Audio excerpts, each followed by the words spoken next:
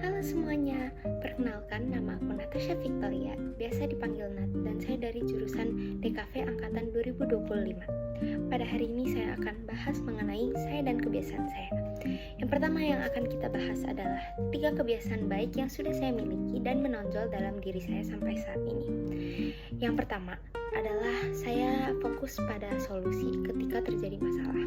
Yang kedua adalah berpikir positif ketika menghadapi masalah. Dan yang ketiga juga bekerja sama dan membantu orang lain. Kenapa kebiasaan tersebut bisa disebut sebagai kebiasaan yang baik? Nah, yang pertama, ketika fokus pada solusi, saya akan lebih fokus untuk menyelesaikan masalah tersebut dan mencari solusi. Dan karena itu, saya menjadi orang dan pribadi yang lebih proaktif karena saya ingin mencari solusi dan fokus pada masalah itu secepatnya. Dan yang kedua juga berpikir positif. Saya adalah orang yang gampang berpikir positif walaupun menghadapi situasi-situasi yang mungkin tidak sebaik itu. Dan melalui itu pun karena saya berpikir positif, saya akan dapat lebih fokus untuk menangani situasi tersebut. Dan yang ketiga juga bekerja sama dan membantu orang lain. Ketika menghadapi masalah, saya selalu meminta bantuan dari orang lain atau saya juga membantu mereka. Dan melalui itu, situasi atau masalah itu akan lebih cepat diselesaikan.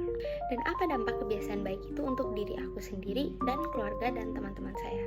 Yang pertama, ketika saya menjadi orang yang proaktif adalah saya dapat merencanakan masa depan dan saya dapat lebih cepat menyelesaikan masalah-masalah. Dan melalui hal itu akan dapat mencegah masalah untuk terjadi dan walaupun sudah terjadi akan diselesaikan dengan lebih cepat. Dan juga apa 3 kebiasaan yang perlu saya tingkatkan lagi sebagai seorang mahasiswa? Yang pertama adalah mengambil inisiatif. Karena saya orangnya kadang masih lupa mengambil inisiatif dan harus menunggu hingga ada seseorang yang mengingatkan saya. Dan perilaku itu tidak mencerminkan orang yang proaktif. Dan yang kedua adalah saya terkadang lupa untuk mengembangkan diri ketika terjadi masalah dan saya lupa untuk memperbaiki diri saya sendiri dan mencari apa akar dari masalah tersebut. Dan yang ketiga adalah bertanggung jawab dan menerima tanggung jawab atas tindakan dan keputusan sendiri dan mungkin yang masalah-masalah telah terjadi. Nah, dan kenapa saya perlu tingkatkan ini lagi? Karena 3 kebiasaan ini dapat membuat suatu masalah berjalan dengan lebih susah dan lebih panjang lagi. Karena kebiasaan ini adalah kebiasaan yang tidak mencerminkan perilaku proaktif.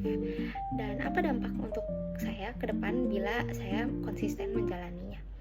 Yang kedepannya jika saya terus begini, ketika menghadapi masalah tentunya akan lebih susah saya untuk menyelesaikannya karena pertama saya tidak mengambil inisiatif, kedua saya lupa untuk mengembangkan diri, dan yang ketiga adalah saya tidak mau bertanggung jawab atas perilaku saya.